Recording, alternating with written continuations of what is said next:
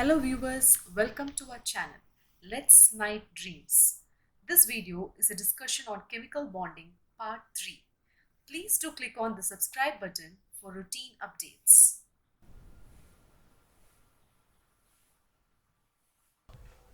Hi friends, today we are going to have our discussion number 3. In discussion number 1, we have discussed octet rule, Lewis structure and formal charge calculation. In our discussion number 2, we have covered Fajan's rules and dipole moment, and this discussion is in continuation of our earlier 2 sessions. Today our focus is on valence shell electron pair repulsion theory, VSEPR theory. So this theory was proposed by Sidgwick and Powell and later developed by Gillespie and Nyholm. So the postulates: all molecules try to have minimum repulsion between various electron pairs in the molecule, and the repulsion is, or we can say the strength of repulsion is in the order lone pair followed by lone pair and bonded pair. So all molecules try to minimize lone pair repulsion first, if any, then lone pair and finally bonded pair. Generally bonded pair repulsion cannot be eliminated completely, because that will always operate.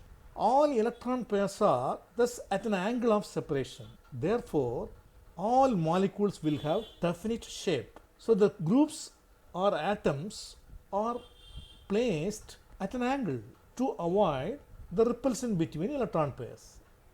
So that's the basis of this theory. Then multiple bond between atoms is considered as a single electron pair. So for example, if we take carbon dioxide, carbon is here and double bond O, and here also double bond O. The VSEPR theory says these double bond you consider as a single bond, as if between carbon and oxygen there is one electron pair is there. So technically we have only two pairs, bonded pairs. So VSEPR theory says this is like this. So they can be separated by, for example, 180 degree to have minimum repulsion. So this is the postulate, one of the postulates of VSEPR theory. Multiple bonds are considered as single electron pair.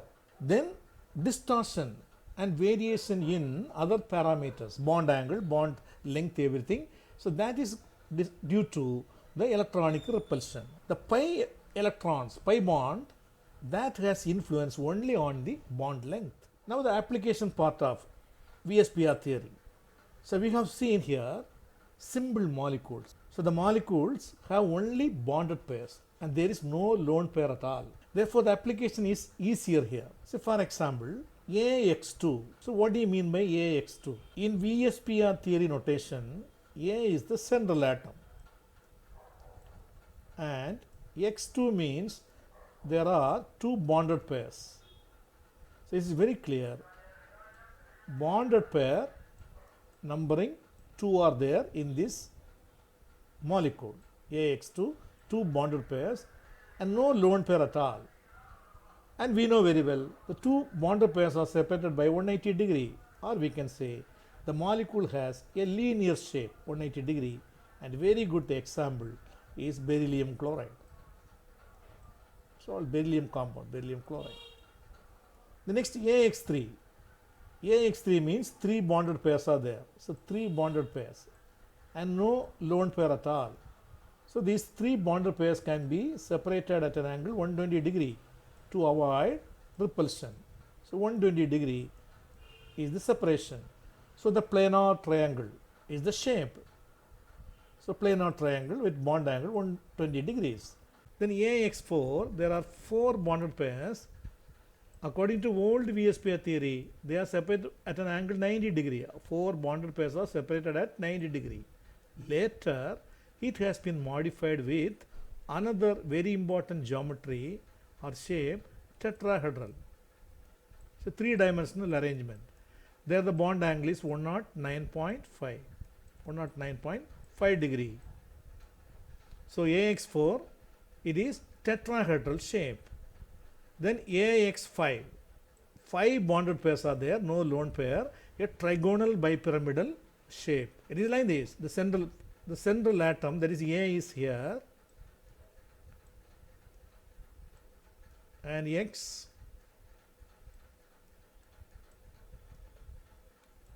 is a trigonal.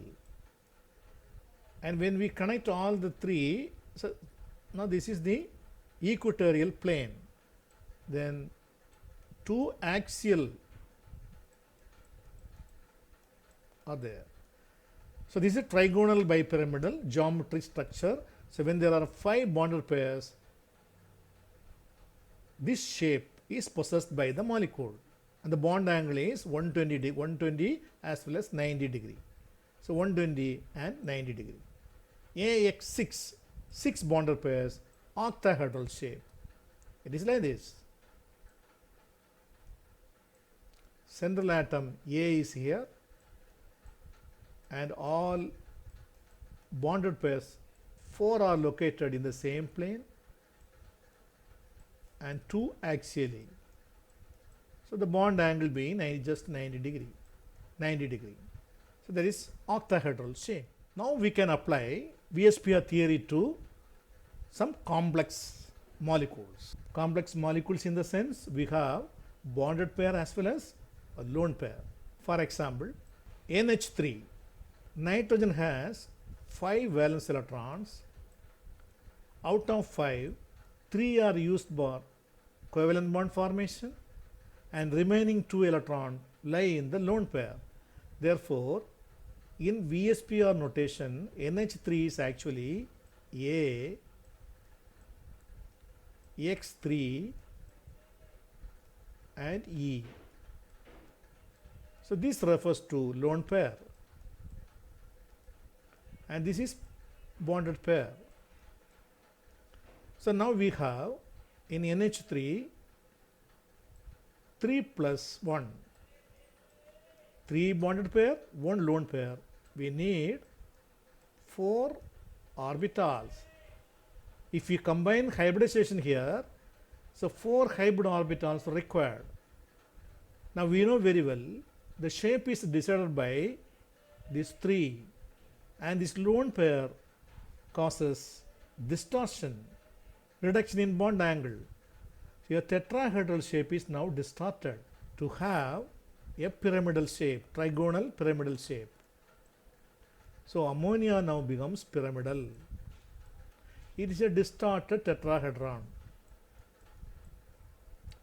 Bond angle reduced from 109.5 degree to 107 degrees. So when we combine VSPR theory with hybridization, very easily we can decide the status of the molecule. Now H2O, oxygen is having 6 valence electron. Out of 6, 2 are used for bond formation, remaining 4 lie in 2 lone pair. Therefore the composition is 2 bonded pair plus 2 lone pair. Again we need 4 hybrid orbitals. Combine hybridization with VSPR theory. 4 means regular, geometry is tetrahedral, but because of the lone pair, a lone pair repulsion will be there, lone pair bonded pair repulsion will be there. So distortion will be more, bond angle reduced from 109.5 to 104 degree. So water molecule, the shape is still distorted. So we have angular shape. O is at the center, H. Now if you take SF4 in VSPR notation, it is A, X4 and E. Because sulfur has valence electron 6, 4 are used for bonding, and remaining 2 lie in lone pair. So AX4E, it is 4 bonded pair plus 1 lone pair. We need 5 hybrid orbitals. So trigonal bipyramidal geometry is expected, but molecular shape is decided by these 4 only. But in SF4, how that electron pairs are located? Sulfur is at the center. So fluorine, these can be taken as axial. So another fluorine here, one more fluorine, and the lone pair. So it is very clear, the lone pair with 2 bonded pairs lie in the same plane, equatorial, and other 2 fluorine atoms are axial. The shape is given by only the bonded pairs. It is what's called the seesaw shape.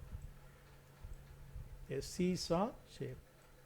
So it is nothing but a distorted trigonal bipyramidal shape, seesaw. So SF4, xenon tetrafluoride. Xenon is having 8 valence electron, 4 are used for bonding, therefore we have 4 bonded pair plus 2 lone pair. So we need 6 hybrid orbitals, sp3. If we apply hybridization, this will be sp3d2. So the geometry is octahedral, but only the 4 bonded pairs decide the shape. Therefore xenon tetrafluoride is square planar. Square planar. Xenon is here, all the fluorine, so the 4 fluorine atoms are here. And why we need 6 hybrid orbital? To accommodate the lone pair. So including lone pair, it is octahedral geometry. The shape of molecule is, however, it is square planar. ClF3 is an interhalogen compound. So out of 7 valence electron, 3 are used for bonding and 4 remain in lone pair. So now we have 3 plus 2 format, 3 bonded pairs and 2 lone pair. And VSPR theory says the 2 lone pairs are most probably located in equatorial plane. Therefore 3 plus 2, 5 hybrid orbitals. We need a trigonal bipyramidal geometry, but the distribution is Cl is at the center, and there are 2 lone pairs are there. The 2 lone pair we can take.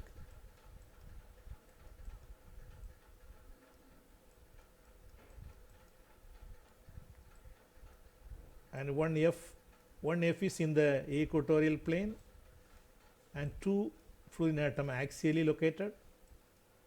So the shape of molecule is decided by the bonded pair. It is like T shape. So ClF3 T shape. It is also a distorted trigonal bipyramidal geometry shape. Xenon difluoride. Here we have 2 bonded pairs plus 3 lone pair. Now again we have 5 hybrid orbitals. So hybridization says sp3d. So trigonal bipyramidal geometry, but shape is decided by these 3.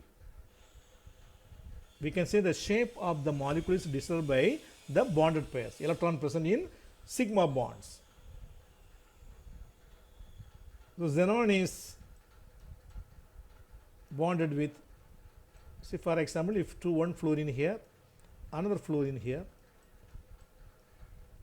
now 1 lone pair, another lone pair, and so another lone pair. So these are in equatorial, these 2 are axial.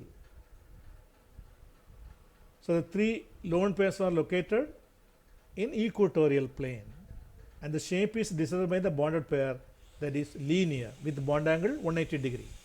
Therefore in complex molecules it is advisable to use hybridization and VSPR theory together to have a better result. And moreover, if we apply hybridization and VSPR theory, very easily we can arrive the conclusion. So we have understood the postulates of VSPR theory, and we know how to predict the shape of molecules and why the bonded pairs are separated by an angle, that also we know. And we know very well the reason behind distortion in shape, reduction in bond angle, variation in bond length. And VSPR theory does not explain chemical bonding, but it helps us to predict shape of molecules. And it is advisable to use valence bond theory, that is hybridization concept, along with VSPR theory in complex situations, so that very easily we can find the solution. So hybridization and VSPR theory together will solve many complex issues. And in the next session, we are going to discuss another important concept under chemical bonding. Till then, goodbye. Hope the video was very informative. For personalized tutoring, drop us a mail at letsnightdreams@gmail.com. For more videos, please subscribe to our channel and stay connected. Bye.